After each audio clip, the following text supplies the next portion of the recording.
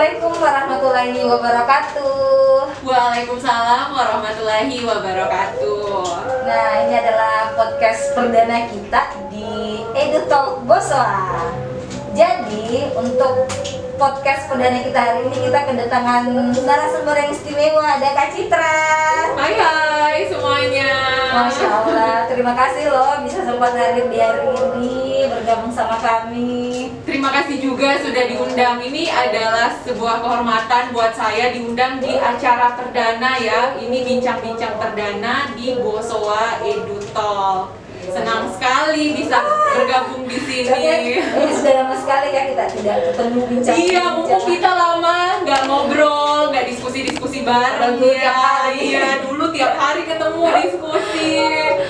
Boleh tahu nih, selama kita jarang ketemu kesibukannya apa saja nih Kak Citra? Sekarang lagi ngajar Iya. di FKIP Universitas Bosowa. Jadi ya gitu, meskipun sekarang lagi pandemi ya. Kalau lagi pandemi kan sebenarnya mahasiswa kuliah dari rumah, belajar online kan, tapi dosen-dosennya tetap ngampus karena ada tetap ya? Iya, ada kegiatan-kegiatan seperti kuliah umum. Tadi ada kuliah umum, masih berlangsung. ada.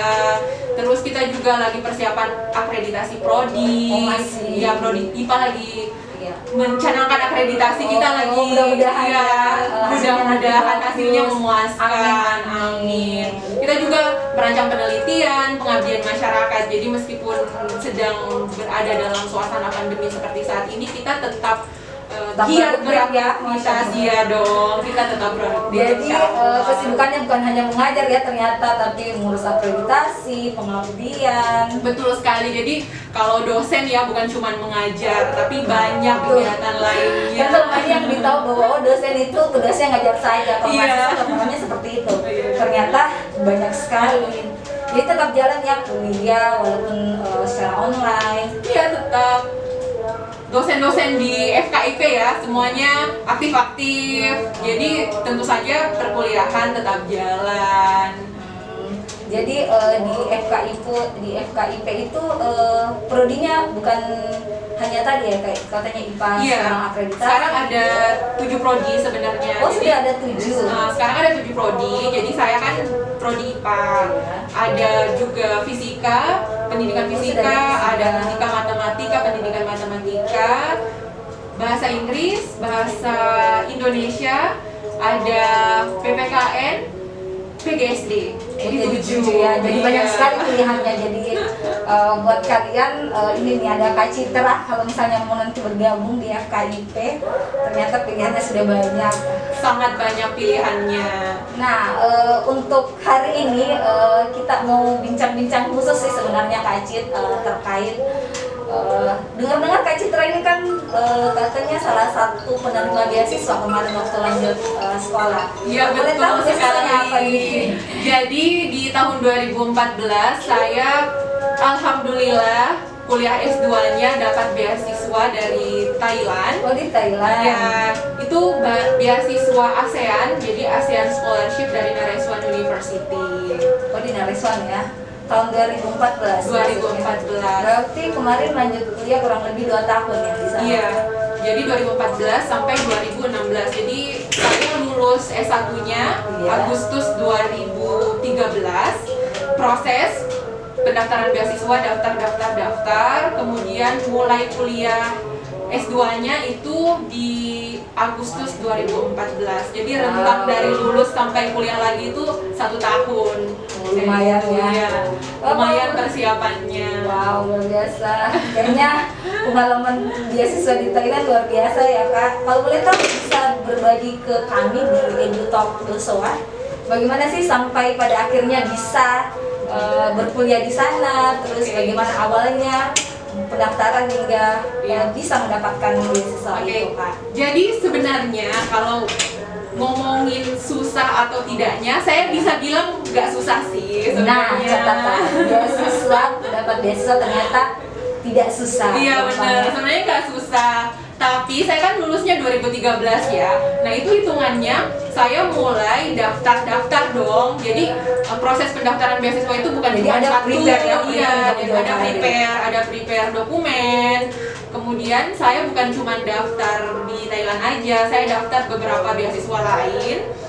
Terus saya juga daftar di universitas di Indonesia. Oh, jadi mencari beberapa peluang ya, bukan hanya satu saja. Dan setelah ada pengumuman dari beberapa yang saya daftar, barulah di situ memilih kira-kira yang mana yang dan akhirnya mengapply beasiswa di Thailand. Dan akhirnya memutuskan untuk ke Thailand. Nah, kenapa gitu. mesti Thailand nih Kak? Padahal kan kalau mau dipikir banyak beasiswa pilihan yang lain ya. Jadi sebenarnya banyak yang punya pertanyaan yang sama ketika saya ngobrol, terus mereka bertanya, loh kok bukan LPDP kayak gitu. Padahal kan dari Indonesia banyak. Kok Thailand kayak gitu kan. Nah sebenarnya waktu itu saya juga proses upload dokumen LPDP, tapi sebelum selesai aplikasinya dari Thailand udah ada pengumuman kayak gitu. Iya, udah ada nih keterima. Jadi ya kalau udah ada, waktu itu saya mikirnya di Thailand saya kuliah, saya kan backgroundnya pendidikan biologi. Oh jadi ya backgroundnya pendidikan, kemudian S2-nya juga ambil education. Oh, itu education dan majornya juga biologi. Oh sama biologi, jadi linear ya. Jadi saya pikir waktu itu saya pikirnya belajar itu bisa di mana saja. Benar. Ya kan, belajar bisa di mana saja. Yang poin penting yang perlu dipikirkan adalah apa yang ingin kita pelajari kan. Bahkan saya juga mendaftar di salah satu universitas di Indonesia. Oh, jadi saya sudah apply di Indonesia dan sudah keterima juga. Wah. Sudah keterima di Indonesia. Dan ada pengumuman di Thailand. Tapi kalau di Indonesia saya tanpa beasiswa karena waktu itu BU sepertinya tidak ada lagi untuk calon dosen. Oh iya, tahun 2013 ya, sudah nggak ada kan. Jadi hanya diperuntukkan buat mahasiswa baru. Iya. Nah, waktu itu karena pilihannya adalah antara beasiswa dengan bukan beasiswa ya. Iya. Jadi saya pilih yang beasiswa, itu yang pertama, pertimbangan pertama. Kemudian pertimbangan kedua adalah ketika saya mengambil beasiswa ini di Thailand, saya akan punya circle pertemanan yang baru. Jadi beberapa perkumpulan ya. Iya, jadi bisa bertemu dengan orang-orang baru dari budaya yang berbeda dan pasti akan berpengaruh pada pola pikir kita juga seperti itu. Jadi ya sebenarnya salah satu pertimbangan utama itu sih karena beasiswanya ternyata beasiswa di Thailand. Nah, tadi dicerita sama Kak Citra bahwa pada akhirnya memutuskan untuk memilih Thailand. Itu kan kita bisa lihat bahwa belajar itu bisa dari mana saja. Ya, betul. Nah, mungkin bisa di-share Kak Citra bagaimana pengalaman belajarnya selama di Thailand. Apakah kondisi atmosfer akademiknya sama dengan kita di Indonesia dengan di Thailand seperti itu?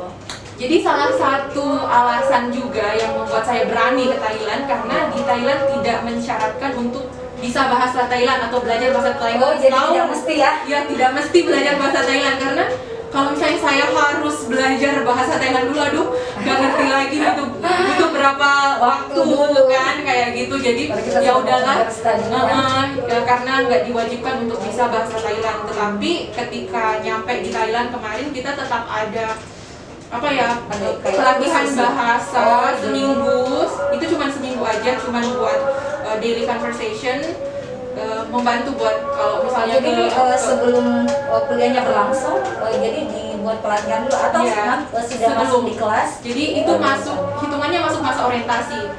Jadi orientasinya adalah belajar bahasa Thailand. Belajar bahasa Thailand seminggu. Luar biasa. Difasilitasi ya. Difasilitasi, tapi itu cuman seminggu dan cuman buat membantu ketika kita ke toko beli makanan kayak gitu, bukan yang bahasa formal di kelas seperti kursus enggak seperti itu ya. Kalau kursusnya kursusnya di kelas, tapi maksud saya konten pembelajaran bahasa Thailandnya itu bukan untuk belajar di kelas. Tapi aktivitas Iya, tapi daily life untuk membantu survival kayak gitu. Oh, seru ya ternyata. Iya. Jadi banyak pilihan-pilihan untuk belajar bahasa Thailand. Iya. Jadi kalau akademiknya ya, akademik life di sana ya, salah satu yang paling saya rindukan ya adalah iya, saya baper soalnya kalau ngomongin cerita Thailand. Iya, ngomongin masa-masa S2 kan, soalnya atmosfer belajar Gara-gara master ya.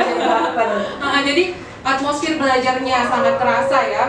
Kita bisa belajar bareng sama teman kelas di perpustakaan, itu benar-benar difasilitasi sumber belajarnya. Bahkan di Thailand untuk sumber belajar misalnya di perpustakaan, misalnya saya waktu itu saya butuh satu buku untuk tesis saya, tapi buku itu cuman ada di universitas lain. Itu mereka punya koneksi.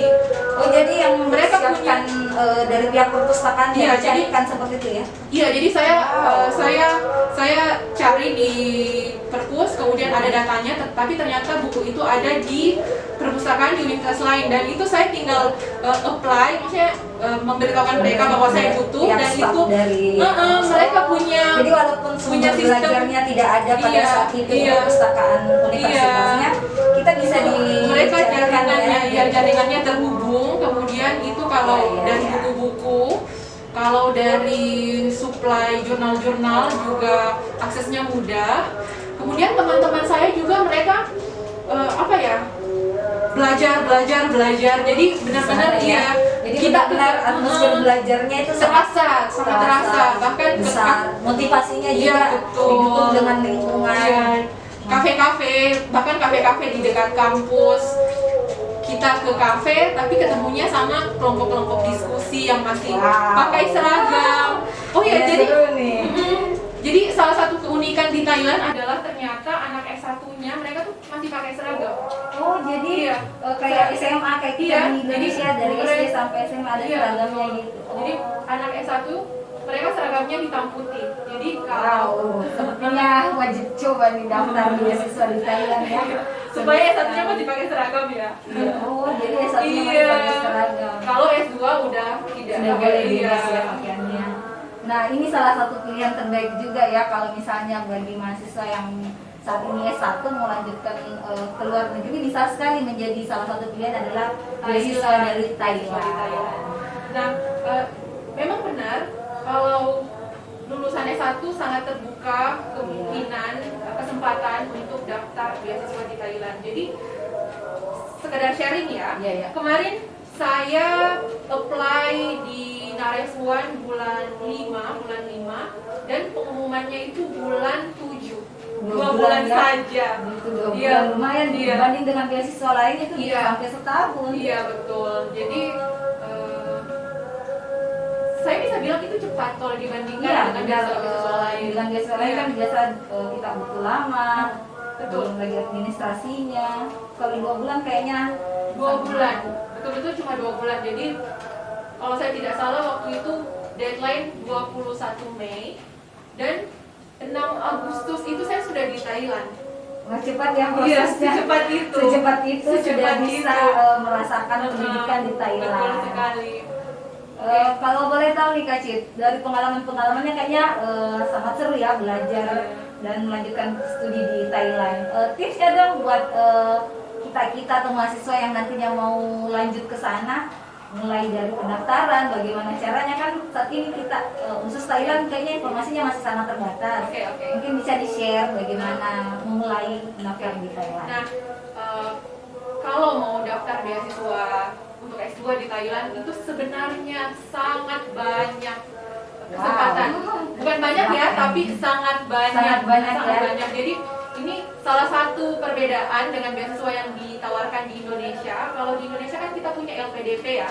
LPDP, Lembaga Pengelola Dana Pendidikan. Jadi itu hitungannya terpisah dari universitas kan.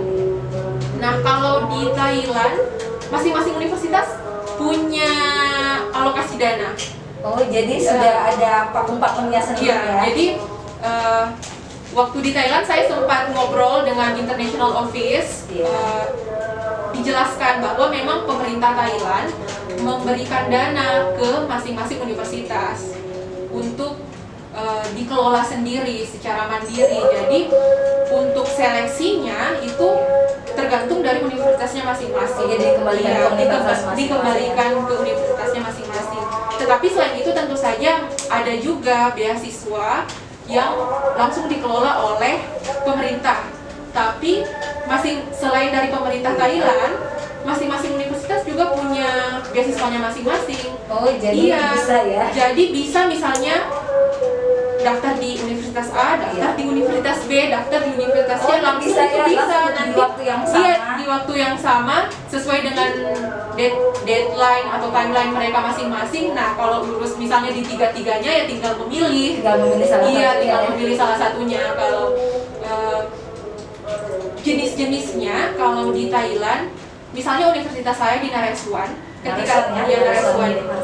ketika kita daftar universitasnya itu boleh memilih semua jenis program studi yang ada di situ. Oh, jadi tidak hanya beberapa prodi atau fakultas saja, tapi semua yang ditawarkan di universitas. Rata-rata universitas di Thailand sepanjang program itu ditawarkan di universitasnya itu kita boleh daftar untuk beasiswanya.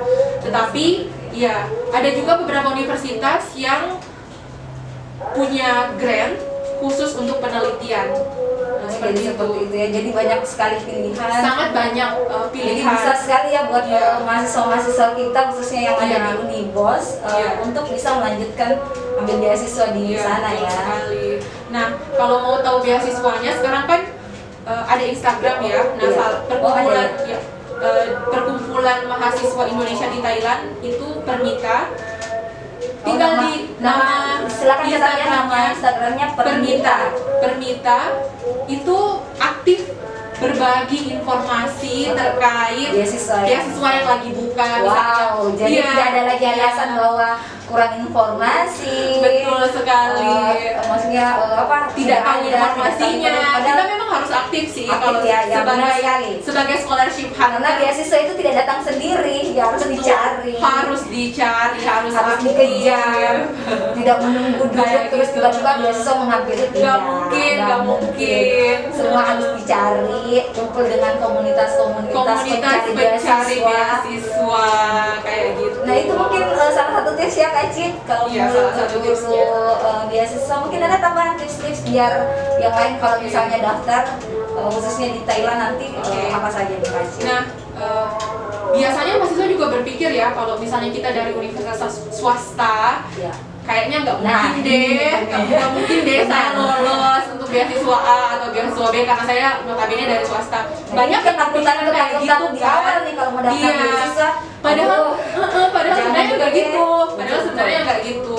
Karena teman saya waktu di Thailand ada juga kok yang dari universitas swasta.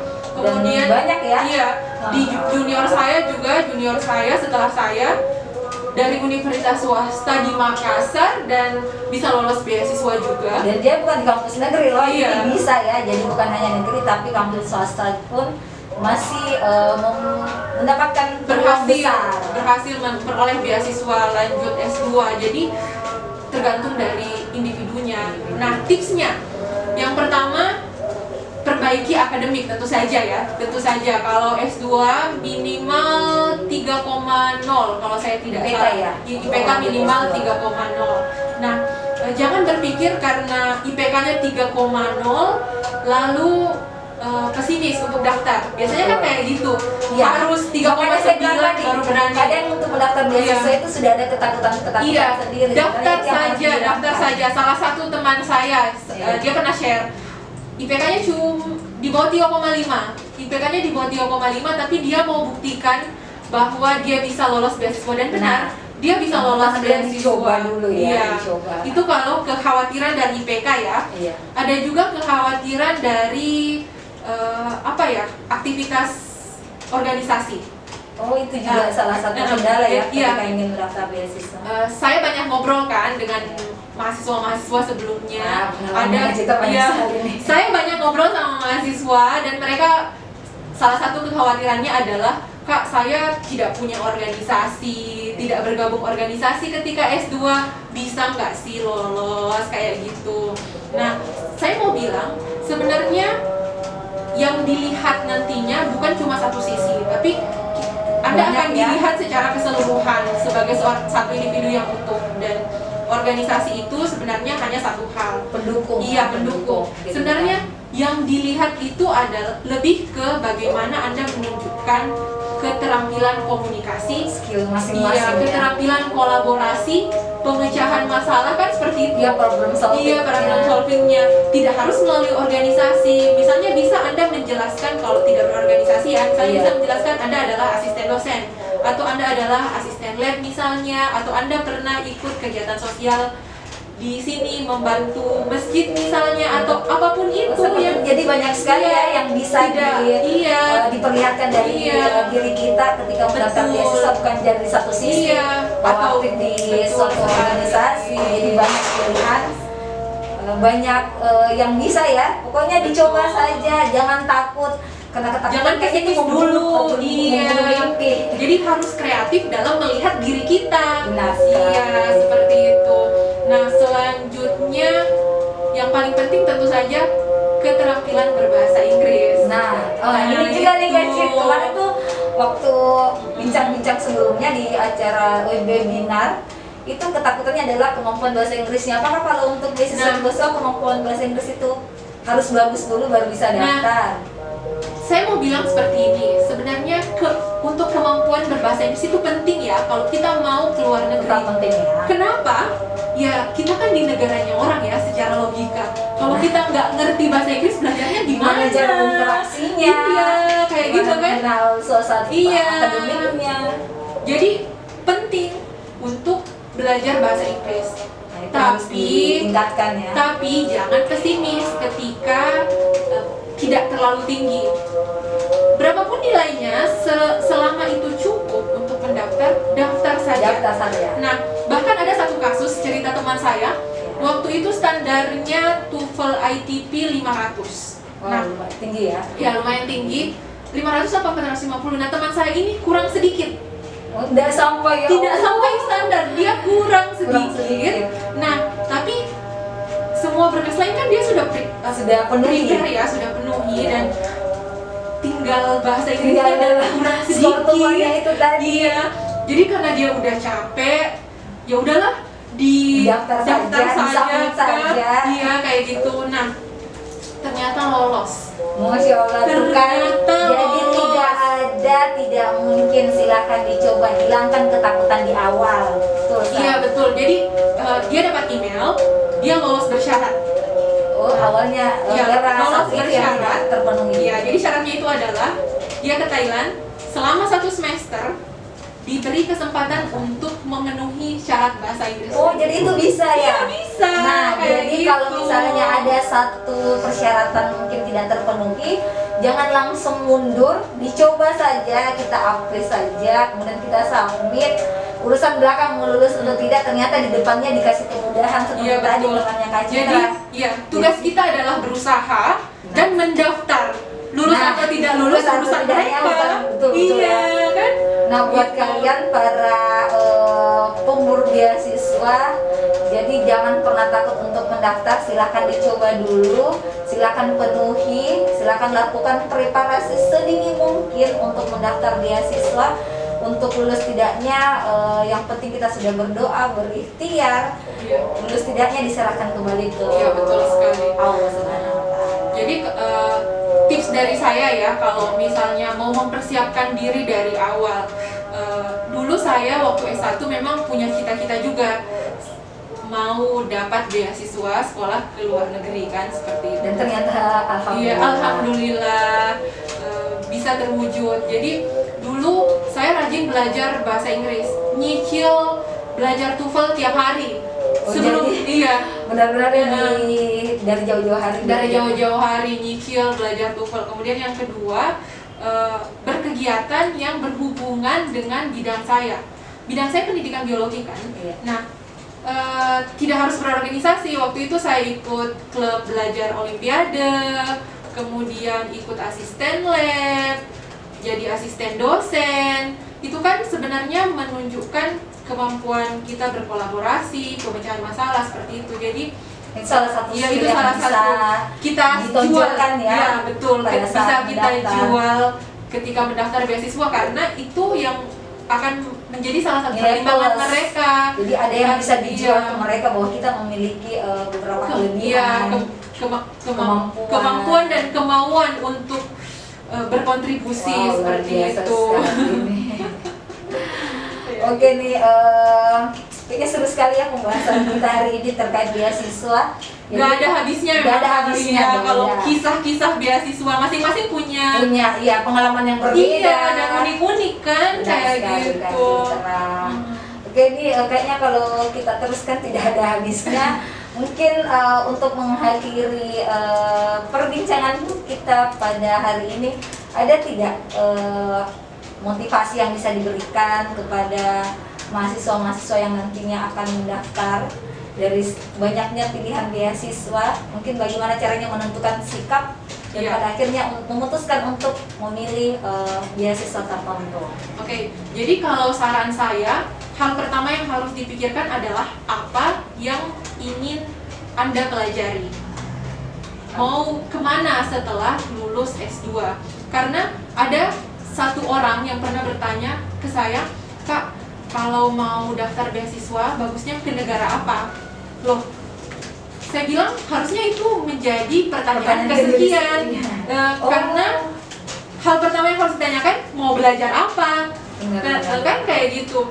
Karena setelah lulus S1 sebenarnya akan ada beberapa opsi untuk melanjutkan studi. Studi selanjutnya. Iya kan? Dan akan berpengaruh ke karir kedepannya kan. Jadi pikirin dulu mau kemana setelah ini. Ya, Nah, jadi tidak iya. hanya memilih ya, tapi Iya. ditulis list indikator Iya, apa saja yang ditulis opsinya. opsinya. Nah, setelah sudah ada opsinya, daftar semua kesempatan. Dicoba ya, ya. coba semuanya karena kita tidak tahu di mana kita bisa lulus. Iya, bisa Iya, diterima. kalau misalnya cuma mendaftar satu saja, itu kan kemungkinan Menghilangkan kesempatan-kesempatan yang lain, benar sekali. Jadi selama daftar peluangnya ada, semua didaftar kesempatan yang saja. ada kayak gitu. Nah, setelah lulus baru silahkan dipilih kira-kira yang mana yang paling cocok dengan tujuan kita di awal. Jadi harus ditahu dulu kita ini mau arahnya kemana, Nah, butuhnya apa? butuhnya apa, kalau selesai Iya. maunya jadi apa. Iya, Jadi betul. pada saat memilih kita sudah tidak sekedar Iya. memilih, tapi sudah preparasinya sudah jauh-jauh hari Betul seperti sekali. itu. Wow, luar biasa. Dan tentu saja harus optimis ya, itu Nah, kuncinya. betul.